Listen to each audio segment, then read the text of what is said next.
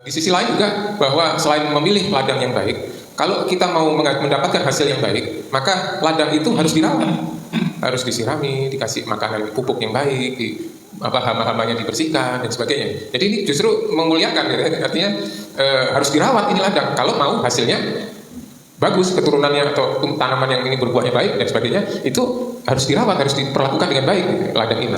Ini masih satu rangkaian sebenarnya sama ayat-ayat sebelumnya, ya. Jadi tentang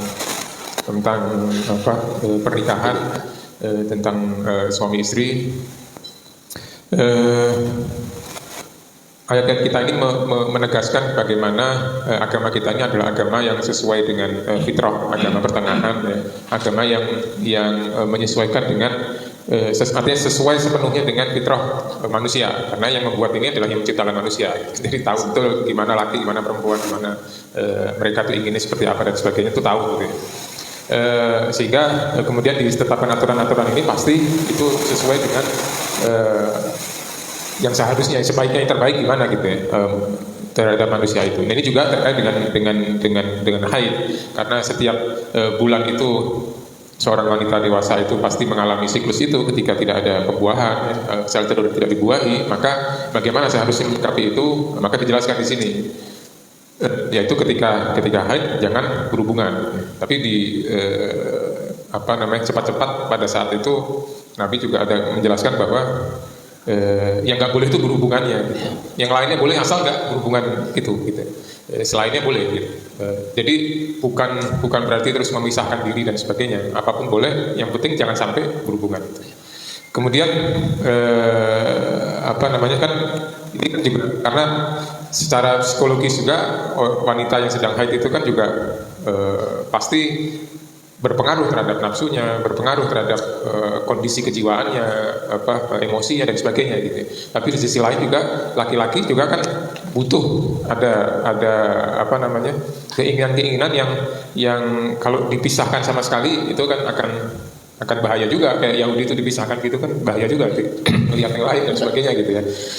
Itu. Kemudian yang kedua terkait dengan tadi yang ditanyakan Pak Wawan, permisalan tentang ladang. Ini kan sangat menarik dan harus dilihat dalam konteksnya, gitu, dalam konteks ini. Jadi kan di konteks yang lain kan dianalogikan seperti pakaian. Laki-laki itu adalah pakaian buat yang istri juga pakaian buat laki-laki, itu setara. Masing-masing melindungi, masing-masing menutupi aib, masing-masing menghiasi dan sebagainya, itu kan setara sekali. Nah, ini kan konteksnya adalah berhubungan ketika haid, kemudian juga kaitkan juga dengan ayat sebelumnya. Ayat sebelumnya itu kan jangan menikahi musyrikat, orang-orang musyrik.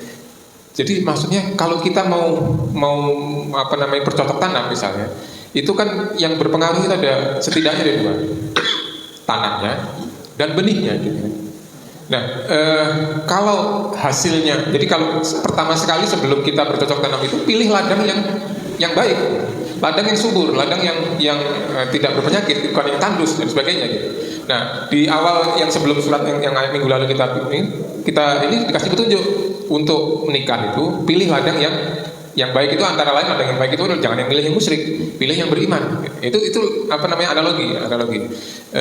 Di sisi lain juga bahwa selain memilih ladang yang baik, kalau kita mau mendapatkan hasil yang baik, maka ladang itu harus dirawat, harus disirami, dikasih makanan pupuk yang baik, hama-hamanya dibersihkan dan sebagainya. Jadi ini justru memuliakan, ya. Artinya harus dirawat ini ladang. Kalau mau hasilnya bagus, keturunannya atau tanaman yang ini berbuahnya baik dan sebagainya, itu harus dirawat, harus diperlakukan dengan baik, gitu, ladang ini.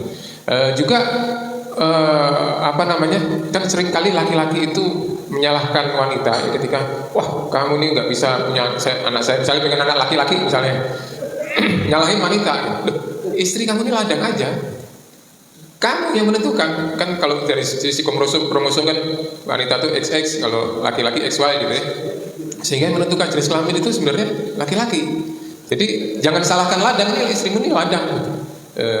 Kalau hasilnya tidak sesuai dengan itu gitu ya, keinginanmu. Jadi banyak sekali sebenarnya dari permisalan ladang ini dalam konteks ini itu yang bisa kita ambil hikmah di situ, karena ini bukan berarti Islam merendahkan sehingga seolah-olah wanita atau istri itu hanya sebagai objek, tapi saling membutuhkan. Ladang dan benih itu kan saling membutuhkan. Sehingga di sini disebutkan bahwa lakukan terhadap ladang itu, perlakukan ladang itu dengan sebaik-baiknya, wa qaddimu li anfusikum, karena apa yang kamu lakukan terhadap ladang itu akan kembali kepada kamu, sehingga pelakukan yang terbaik. Kalau kamu memperlakukan ladang itu dengan buruk, ya hasilnya nanti juga akan buruk. Jadi lakukan yang terbaik, dan kemudian ditegaskan lagi, wattaqullah, bertakwalah kamu kepada Allah, karena ini adalah titipan yang diamanatkan kepada kamu. Wa'lamu annakum, sesungguhnya Allah tahu apa yang kamu ada dalam hati pun, misalnya merendahkan atau menghinakan istri dan sebagainya, itu Allah tahu, walaupun itu ada di dalam hatimu. Sehingga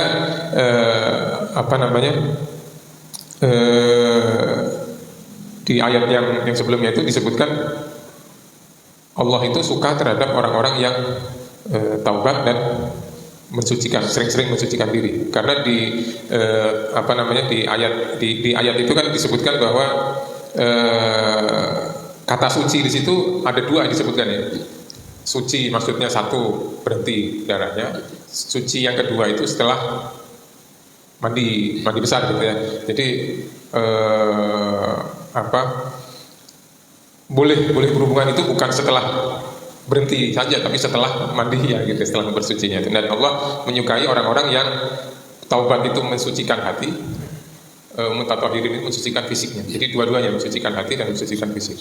Di dua ayat ini sebenarnya sangat berkaitan dengan ayat yang sebelumnya juga, tentang bagaimana memilih pasangan di dalam rumah tangga. Karena salah satunya kondisinya itu, kalau kita tidak rawat dengan baik, maka akan menghasilkan juga hasil yang nggak baik gitu. Dan itu tanggung jawab bersama gitu.